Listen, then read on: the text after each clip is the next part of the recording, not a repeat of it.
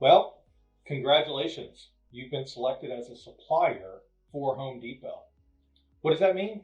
Well, that means that Home Depot is going to ask you to interact with them using EDI.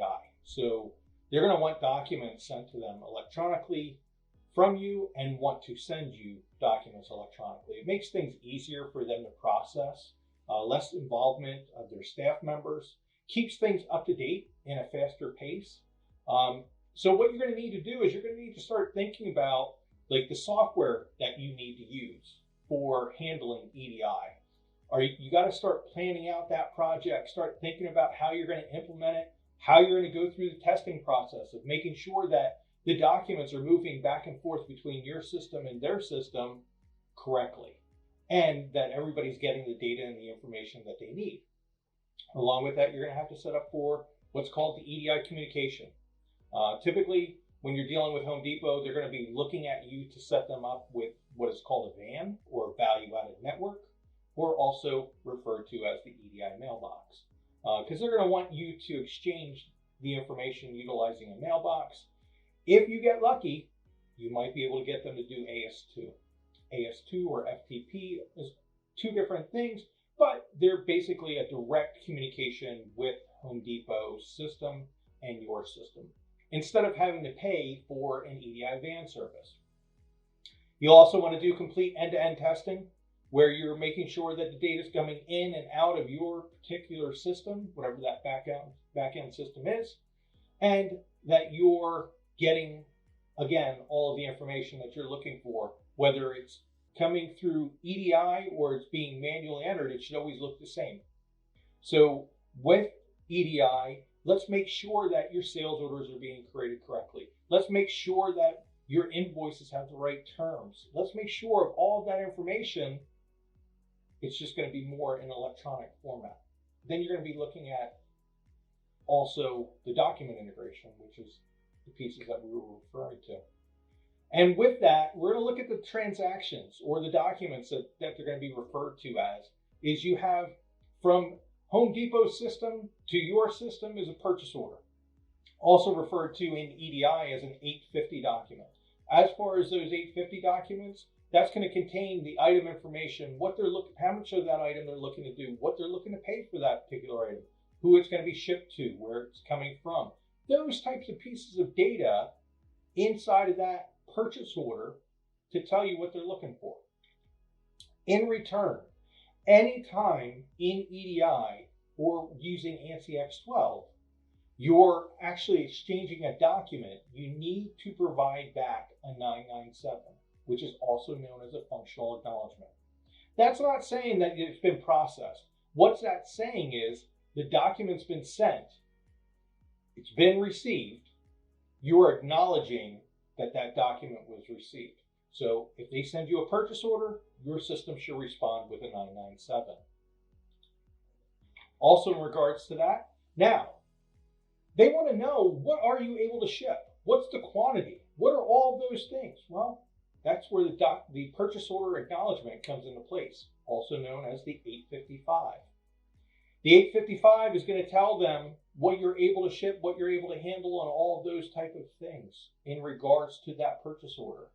If you're short shipping or you need to put something on back order or whatever it may be, or hey, you're out of that item, well, purchase order acknowledgement can cancel out that particular purchase order from Home Depot. Purchase order change request, which is an 860 document, can come back from Home Depot's system to your system, basically asking for a change.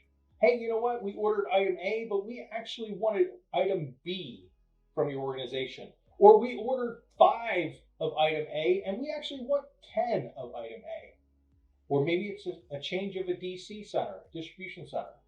Something's going to be coming back on that purchase order change request if they need to adjust that original purchase order that they had sent you. Now, we're at the point of products ready. We have it fully put together on its cartons on a pallet. However you're looking to do it, now we need to tell them that product's going to be on its way. So that's an advanced ship notice, or also known as an 856 document. That's going to contain the ship to, ship from, item information, how many cartons, how many pallets, all of the details that are involved with that product getting to that particular organization. So getting to Home Depot. Along with that, Home Depot might say, hey, we found some issues and we found some errors. We need to notify you. So electronically, they're going to send you a text message. It's also known as an 864. It can describe issues that have occurred or that have been seen in the format of that 856. Or, hey, the 856 isn't containing the delivery date. Well, guess what? If your system didn't catch it, Home Depot's system did. So they're going to make you aware of it, and then you would need to resend them that 856 with the corrected data. Now we're up to the 810, which is our invoice. And this is the part that most people enjoy. And this is the part where we're asking for payment. We need you to pay us for that product we just shipped to you. And here's the quantity, here's the amount, here's the terms. So 30-day terms, 10-day terms, whatever they may be, the information is going to be electronic compared to an email or a PDF that you've sent them in the past. Along with that, Home Depot can come back and say, hey, listen, hold on. That invoice you sent me doesn't have the right pricing. We need to put a credit or debit adjustment out to you, which is an 812 document. That 812 is now telling you that there's some type of discrepancy between what you've sent on that 810 and what they're actually willing to pay you. Maybe there's a freight that was added. Maybe there should be a discount that was applied and you didn't have that on the invoice. They're going to take that discount off. Now, the piece that everybody in accounts receivable loves is your remittance advice or the 820 document. That's telling you about the payment that's been sent from Home Depot, the invoices that are included. All of that detail and information is going to be contained on the remittance advice and the 820 document. With all of that being said, now guess what? You've done a full cycle of a purchase order, you've gotten the information over, and it's worked out for you.